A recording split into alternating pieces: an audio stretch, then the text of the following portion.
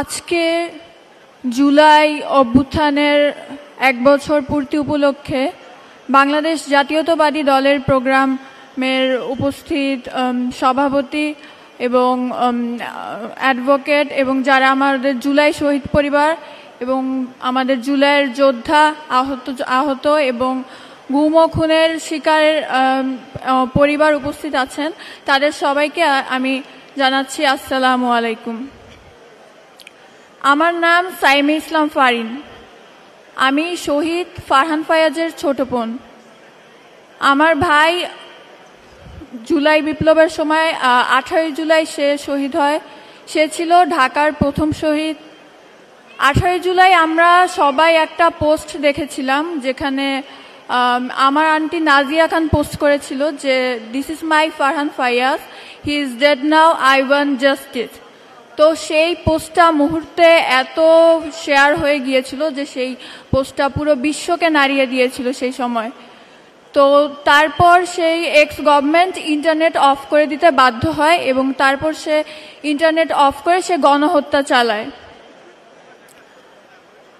তো আজকে আমাদের যেই আজকে বিজয় এসেছে 5ই আগস্ট, এই ছাত্র জনতার অভ্যুত্থানে, সেই বিজয়টাকে আমরা এখনো সেটাকে ধরে রাখতে পারছি নাকি সেটা এখন একটা প্রশ্ন থেকে যায়। কারণ আমাদের জুলাই বিপ্লবের সময় যেই ঐক্যটা ছিল, আমরা তখন কোনো দল মত নির্বিশেষে সবাই সেদিন রাজপথে ছিলাম।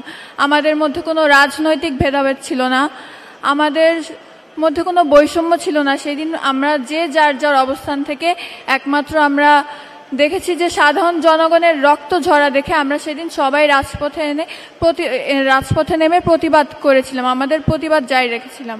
কিন্তু আজকে 1 বছর পরে আমি যখন দেখি যে সব কিছু, আমার মনে হচ্ছে যে সেই ঐক্যটা এখনো আমরা ধরে রাখতে পারছি না।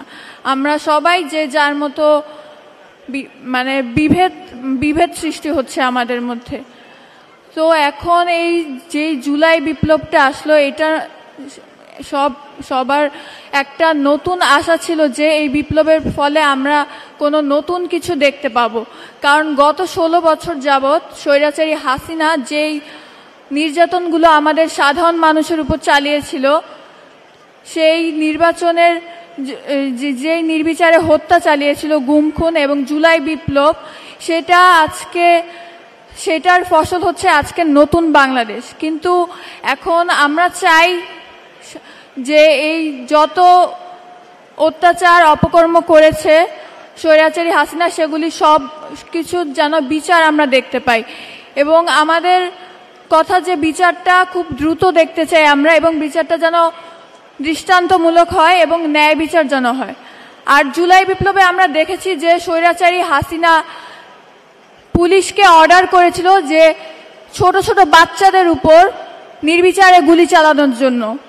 কিন্তু যে এই গুলি চালানোর অর্ডারটা যে সে দিয়েছিল, আমি চাবো যে এরকম কোনো কিছুর আবার যেন আবির্ভাব না হতে পারে। কেউ যেন এরকম কিছু করার আগে সাধারণ জনগণের কাছে সে যেন 10 বার ভাবে,